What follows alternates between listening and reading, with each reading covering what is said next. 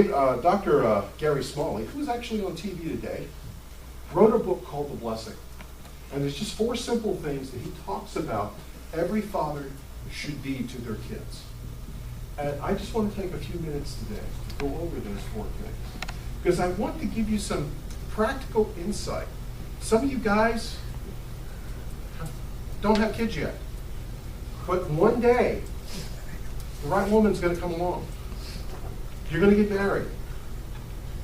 You're going to have little bambinos. And they're going to be just like you. And you need to have a handle on God's Word on how to raise them. There's some of us in this room that have kids. And pointing the finger at myself, I have not always been the best dad. I have been guilty of violating some of these 4 points. And when I've been studying these 4 points this week, I've sat back and said, whoa, I need to work on that one. These are things that we need to add to our lives. So there's 4 ingredients. Ingredient number 1 was a meaningful touch.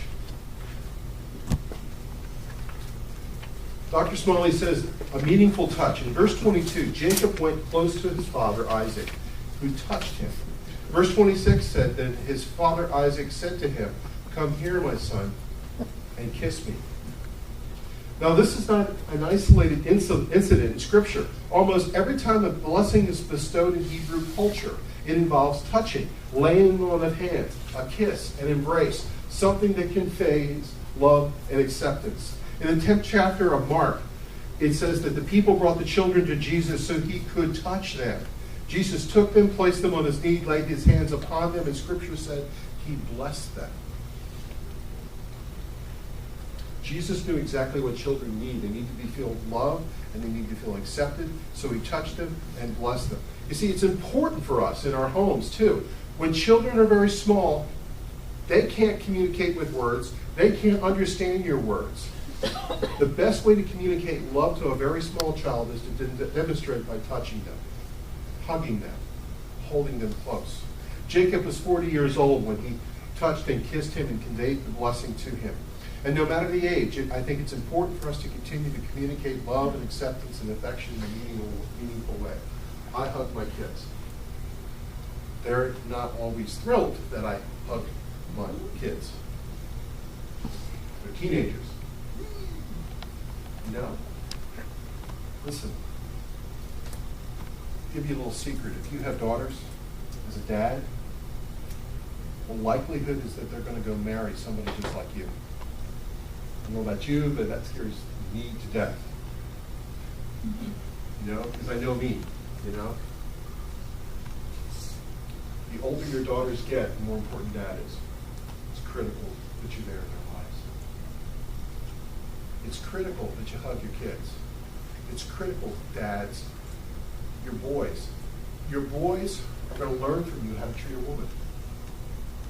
If you don't teach your sons how to respect and be gentle and to treat a woman, they will never learn. They will do not trust the church. Do not trust the school system. It is your responsibility to teach them, to touch them, to hold them. The second ingredient is a spoken message of affection and love. The second ingredient is this affection and love. Listen to how he blessed his son in the last part of verse 27. Ah, the smell of my son, the smell of the field. I smell musk. Remember that cologne back in the 70s, some of you older guys? Musk. It smelled like moose. I mean, it was, listen, my grandfather worked at the Wichita estate. There were animals present in the barn on a regular basis that they rotated through his end of the compound. And let me tell you something. Those animals smelled like that stuff in the bottle that was for $10.95. It was not a pleasant smell. And this isn't a put down that Isaac is saying to Esau. Actually, I've been through some houses with teenage boys, and the rooms really do smell that way. And it's not really exactly a put down, but he was an outdoorsman like Isaac. Although he was speaking to Esau, the smell of the field was to him a reminder of the harvest. It was a great smell. It was a compliment, a positive message that communicated his approval, his love, his affection.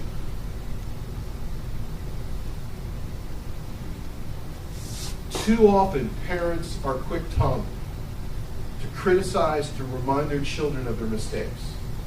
Guilty. Dummy, idiot, stupid person, loser. We shower our kids with these negative words. They cut to the heart. Now listen, I want to give you some balance here. I'm not saying do not be constructive in your criticism. You have to be constructive. Listen, I had 500 kids probably in my lifetime in youth ministry. I have been blessed with youth in my groups who had no common sense. I mean, they have as much common sense as a bag of tools, okay? In the hands of people who don't know how to use them. And if you weren't critical, if you weren't speaking into their life, if you weren't giving them direction, they were a runaway train ready for a train wreck. Because life is hard and life plays for keeps. And there is an enemy who's alive and well. We need to be speaking into our kids' lives. But we also have to communicate words of acceptance and love. They need to be spoken over and over and over again, because every positive word only echoes a small little vibration.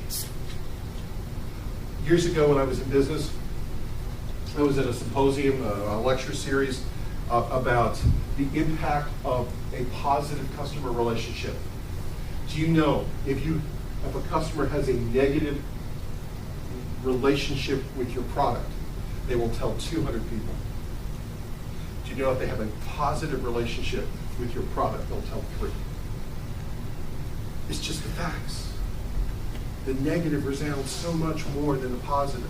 Now listen, I know, I have children. I've had 8 foster kids, okay? I have 8 kids plus 500 youth groupers. There's times as a pastor, I feel more like a dad. Put that down. What are you thinking? Use a coaster. Get your feet off that thing. Why is that there? Look at the cobwebs. I mean, you spend half your life doing that kind of stuff and you become Pastor No.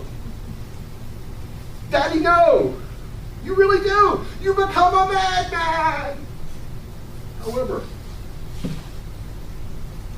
you've got to find the jewels to stop, to, when you see something phenomenal, celebrate it. By the way, this is part of discipleship. This is not just raising good kids. This is raising good Christians. Look how broken we are. Look how messed up we are. Look at all the negative in our lives. As friends, as fellow leaders, when we see something positive, we need to celebrate the moment. It's the same with your kids.